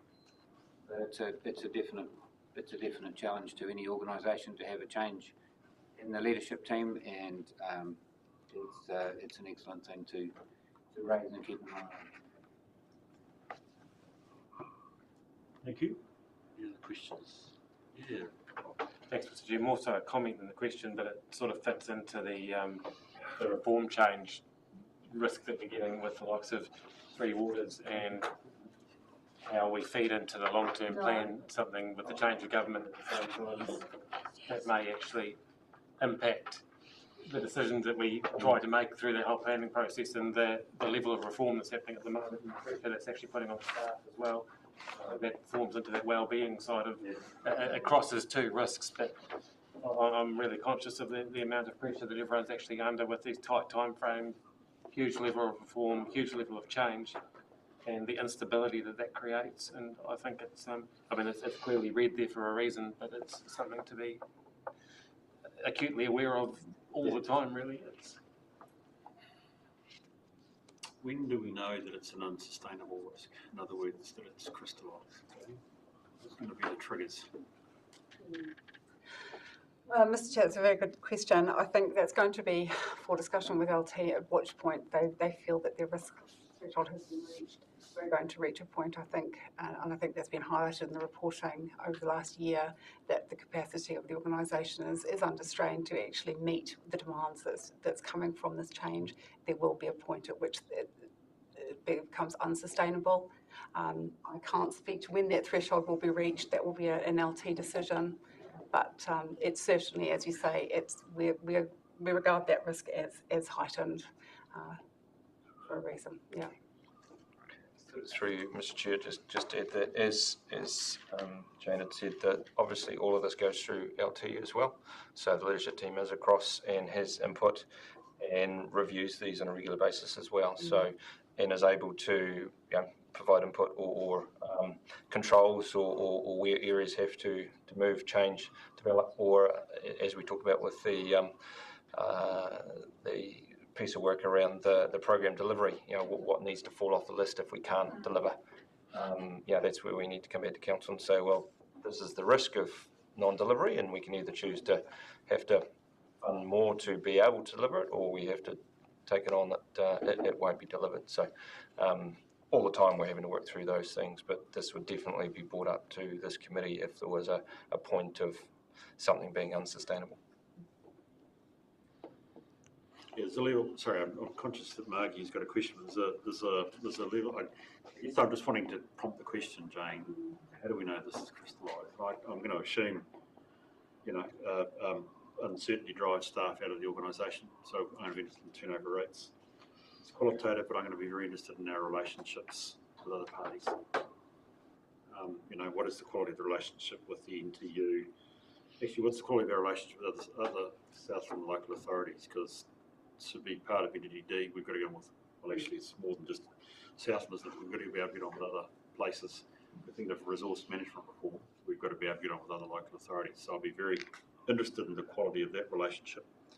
And indeed, I'd be interested to know how strong is our relationship with NTD. The quality of those, it's a qualitative assessment rather than, there's no metric that I've got here other than I'd be very keen to know where we're at with that. And it's our capacity to meet the ongoing information demands on time. Yes. Might seem small, but it would be there. And it's things like, can we meet us at the 5th of February for the submission on the Resource Management Act, which is everybody's going crazy over elsewhere around the country. I don't know whether we are here. Those are the sorts of things which I would think useful as we head towards it, for us just to think from a qualitative perspective, actually, are we managing? I'm sure there may actually be other signs like Cameron would say we aren't before that, but I just think, if we were thinking about what are the real signs that this risk has crystallised and something different really has to happen, it's going to be those sorts. So thank you for that. Sorry, Margie, you've had your patiently your hand up and we've carried on without asking you ask your question. Oh, no, thank you, Bruce. Mine, a little bit of it's been covered, and when you talked about the committee's role about the effective systems and processes to ensure the health and safety and wellbeing of staff and public, my question was about the effective succession planning for the organisation, because we have lost, some key staff are moving out. And staff are key to the organisation and the value that we place on them. It's about the people in there. When coming from page 107, the risk of health and safety, wellbeing, harm to staff. Stress levels are high everywhere at the moment. They've talked about the gap analysis in there and the development of prioritisation program to address the gap analysis. Where are we at with that? That's my question. And they talk about in there also of health and safety KPIs linked to individual staff performance have been delayed. My question is, how are staff reviewed in the process? Because back in your risk register, you're talking about processes. I think it's important from where I sit that we see the process. Through you, Mr. Chair, I think there's multiple questions in there, and I'll try to answer some. And the prioritisation you're talking, Councillor Rutherford, is around program delivery or the health and safety management changes? Health and safety and management changes. Through you, Mr. Chair, I've got the next report is on health and safety, and I'm happy to address that at that time. In regards to the KPIs around staff, we just literally in the last month or two, we've been reviewing all of the staff KPIs, and there has been additional information that's starting to flow into those key staff members that, in regards to working in that area regularly. In regards to staff wellbeing, probably something that maybe Cameron may want to talk on, seeing as we don't have a P&C person here today. But well, potentially there is talk about it going further on into the agenda around the CIMS training, and some staff have completed it and some haven't. So I'd be interested to find out how many haven't. And also in there, so this will link into the kind wellness is no longer used, and a new provider is currently being launched around wellbeing information, which is, so we've moved from kind. So one of my questions going into that is, why have we moved? And the wellbeing information, how will it be reviewed? And on page 120, which also goes back into the staff side of it too, there's a new employee wellbeing, health and safety handbook, and I'd really like to see that as well. I understand the pressure people are under, and the staff are the key for us going forward, retention and being able to, the ability to get new staff on board as well, and training. So yeah, those are, I know there's a lot tied into that, but that's where I was going around with the risk register around our staff wellbeing. Can I just check on a couple of things here? One is that there will be some stuff coming up with the next paper, which is good, but I would be very keen if we could capture some of this now. I think I want to reflect our responsibility under Section 44 relates to systems and processes first and foremost. Then there is verify. So I just want us to be careful that we, from a governance perspective, approach these sorts of questions at that systems and process level. I'm thinking about requests, Margie, for seeing stuff. I think that may be fine, but I'd want to check that we're doing that for the right governance reasons, which would be things like verify under the Act. So let's just keep that in perspective. Cameron, you come to the table, so I presume there's some comments you can make. There are. So Nick was just going to answer one of those questions first, though. Through you, Mr. Chair.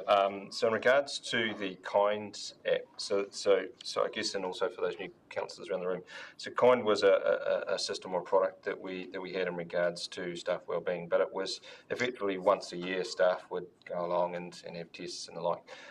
So it wasn't a really once a year is not enough, and it's not really targeted. So we went through quite a process in regards to what that looked like and what its replacement was. So again, literally in the last probably month, we have a new provider on board, which is called Benefit, which is a Benny Star, I've written that down wrong.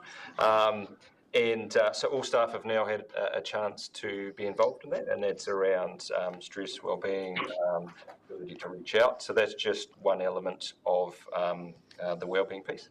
And in regards to the other pieces, they'll be far more targeted in regards to various staff members and what their roles within the organisation may be. i.e., ones that are out dealing with the general public versus ones that might be, working longer with the projects and the like. So, so rather than just having a one-off thing once a year, this is going to be a far more aligned and detailed into regards to the personal needs of teams and individuals. Thank you. Maggie, and we'll pick up more when we get to the next paper, I think. Any other questions for folk? Sorry, I could just answer Sim's question, the amount of staff who have been trained in SIMS. So that number is 21 within Southland District Council. I've got the other 4 councils as well. Oh, the other 3 councils as well. But 21 from Southland have been trained in SIMS. You hear that, Maggie? Yeah, thank you, Fran. That's great. Okay, other questions? Look, it's great stuff, and I appreciate that. And Jane, I will look forward to that workshop, because I think actually I'm deeply appreciative actually my committee colleagues and the questions they've raised, because I think actually we could have a good chance to do that. Can I just ask one question around climate change? And it might be more to you, Anne. Do we, or are we going to measure our greenhouse gas emissions? Through you, Mr. Chair, that's not probably in my mandate, but at this stage.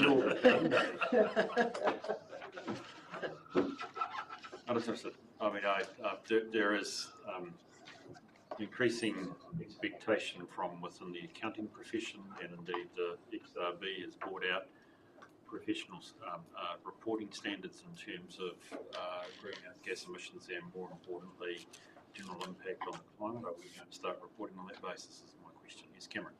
Mr. Chair, if I could, if we could just bring that answer back, That's fine. Probably as part of the new councils starting to get together with their strategic plan, climate change and the organisation's actions in response are likely to be very high on that. But you might be asking the question slightly ahead of how that's coming. Seeing it's in advance, I'll be provocative and say I hope you do agree to report on your greenhouse gases. Okay, I'll leave that there. Having put a crack across it, that's absolutely fine. Can I just ask? I've already hinted, and it might be as much in your camp, Cameron. Relationships to me are always important in terms of where the local authority, or Rob, sorry, it may well be for you. Where are we at with the tronial agreement that needs to be signed for the current tronium? It was discussed just previous to this meeting today, so that's all underway and going well. Right. Yes. And would it be fair to say we're going to have a good time with our colleagues, Rob, or is it? A comment I made today was that might be a bit of a loose question, but you know what I'm saying. A comment I made today was we shouldn't have to have a legal contract to say that we're going to get on. And yes. I think, but yeah, no, I think it's safe to say that the relationship there is in good stead. And long may that stay. Yes, that's great. Okay, any other questions for the assembled masses here? Thank you. We've got more and more coming to the table. Jane, thank you for your paper. I am much appreciative for a new committee, the commitment you made to engaging in this, and I think we will do better. Sorry, we will do well. She's out for. Oh, Markie's out for a bit. Okay, as we move on. Can we just go to the resolution, please? which is that we receive the report that we meet the requirements, and we note the risk currently assessed as of significant issue for December 20. Who's going to move that? Paul? Yeah, thank you, and thank you, Christine. Any discussion on the motion? I'll put it. All those in favour, please say aye. Aye. Those against, it's carried. And in written beside my recommendation, we're going to rate our tea. Do we need a 5-minute break? Or we keep moving? May I suggest that if we were to, we would just finish this report off? Okay, we'll keep going. Rightio, we'll keep going. Then we'll give you guys a break. You're doing well. Rightio, so we are into health and safety now. So Nick, is that you, please? It is.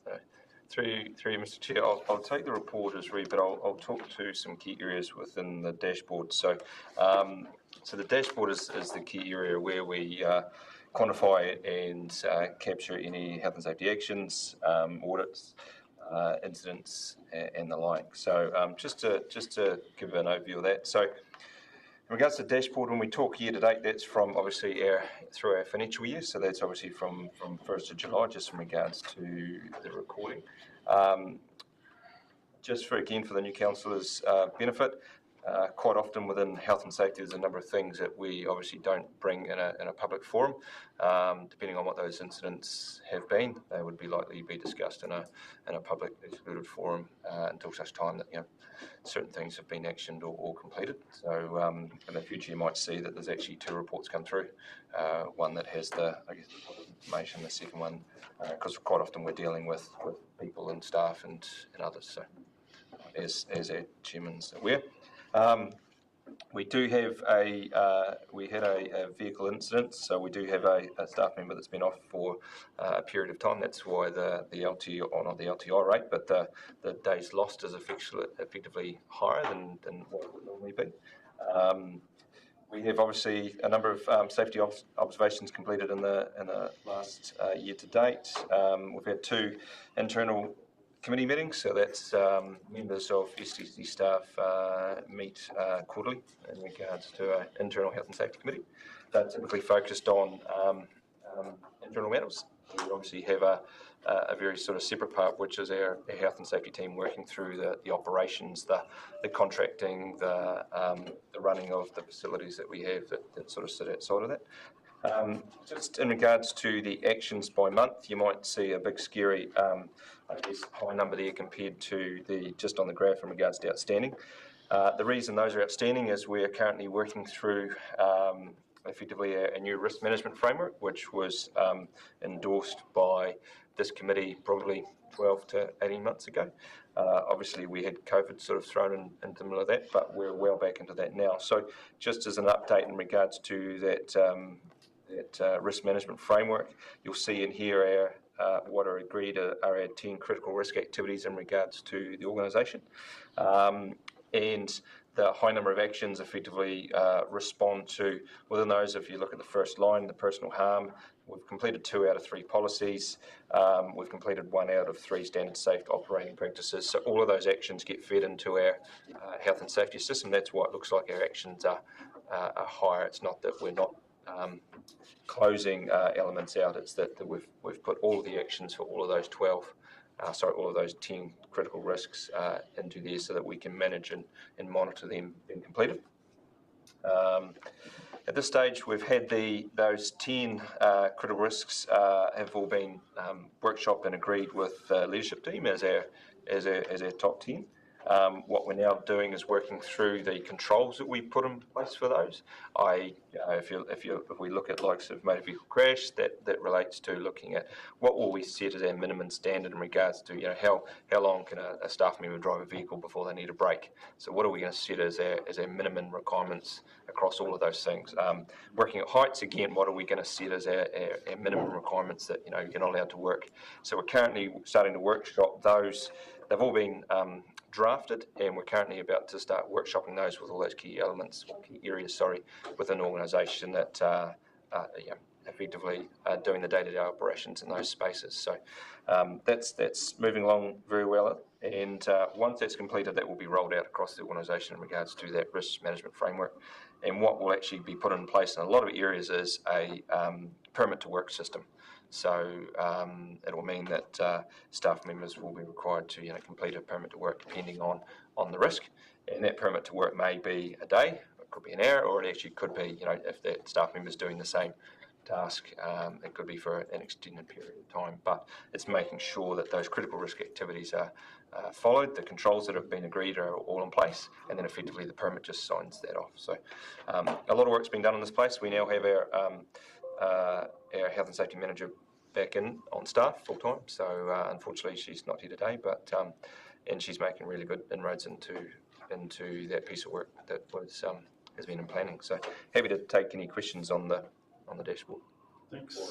That's really helpful insight on systems and processes, which I've stressed before. Hopefully we can say yes, there. It's really interesting. Has there been any reduction in injuries or harm to staff? Like, have you seen the rate come down since it's been implemented, or is it having some monumental change, I suppose, is the question? Through Mr. Chair, the way we're operating has definitely changed. The team has put a lot of standard operating practices in place. So think of our wastewater plants, or our we have a recycling plant on Stewart Island. So I would say that I wouldn't say we can quantitatively say that it's reduced, but what I can say is that risk has been reduced because we've actually got those practices in place. Before they weren't. They were sort of just done without a lot of paperwork behind them.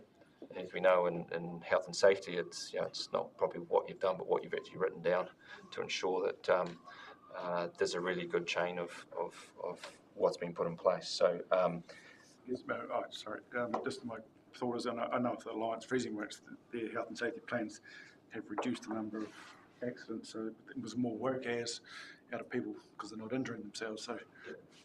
Through you, Mr. Chair, we're definitely capturing a lot more data. We've obviously got e-roads in all our vehicles now, so we can capture vehicle movements and understand where we've got risk, areas of work, those sorts of things. We have a lot of staff that work out in the district by themselves. So there's and from doing that, we're now looking at putting those further controls in place now that we know some of that data. So we don't have specific data in regards to whether it's actually reduced we don't have a high.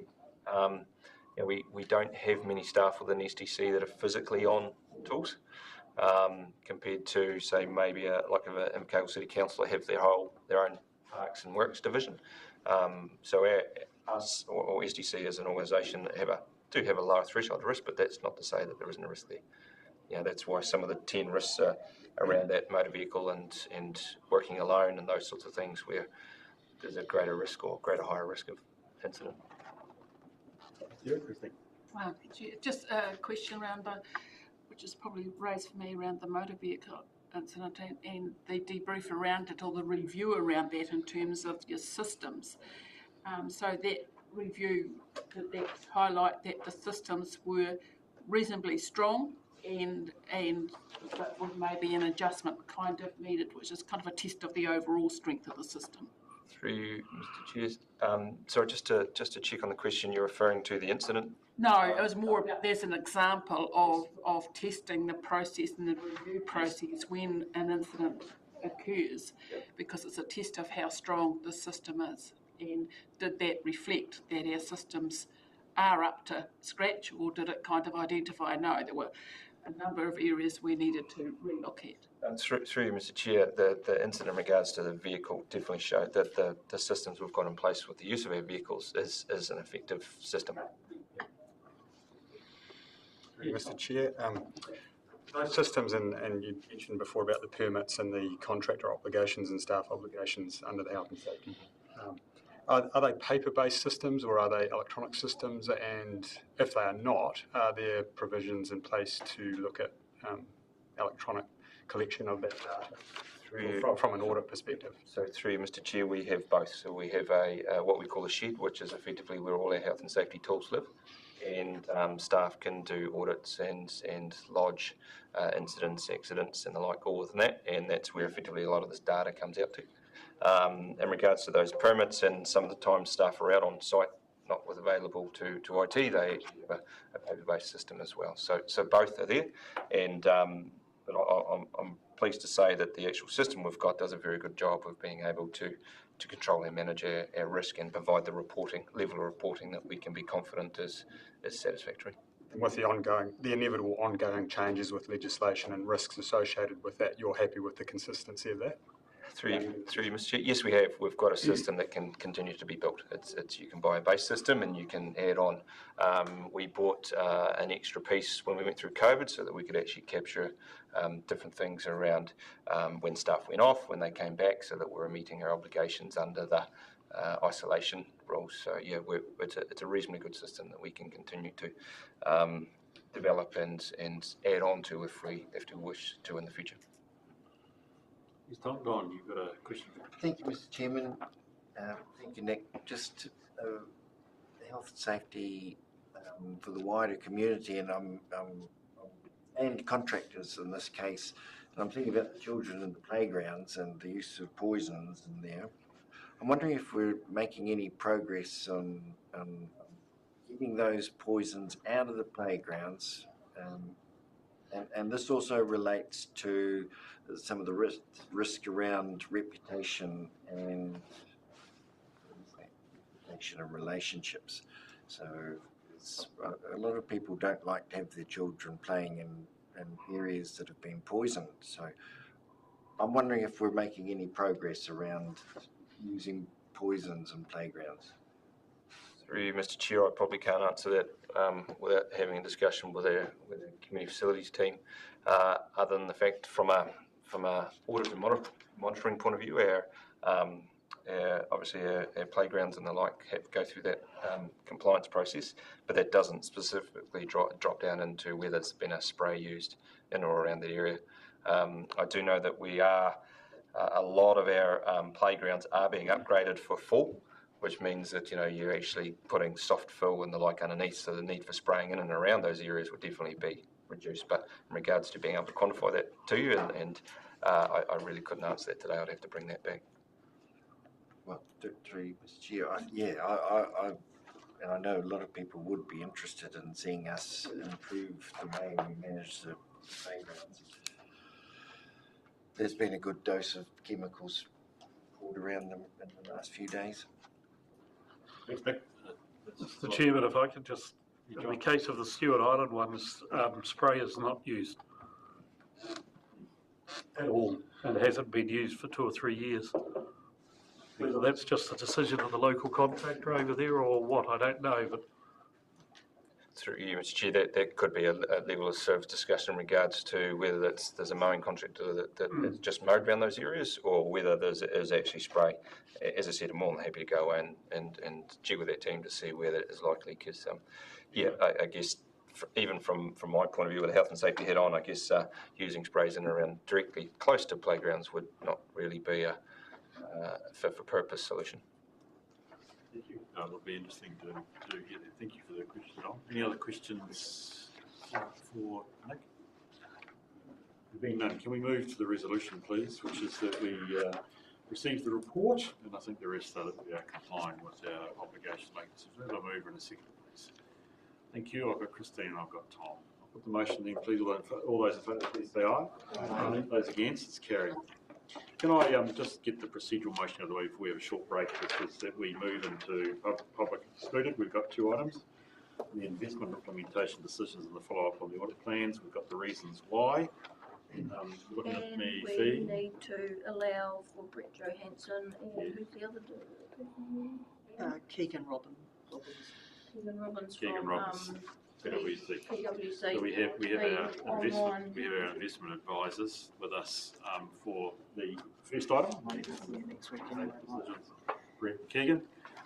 So we've got the reasons there. I'll put the motion over. Seconder, please. Thank you, Christine. Is there any debate on that? Being none, I'll put all those in favour. Please say aye. Aye. Those against, it's carried. Okay, we just take a short break. Through you, Mr. Chair, just before we do break, just to add on to the health and safety. So we're currently looking at providing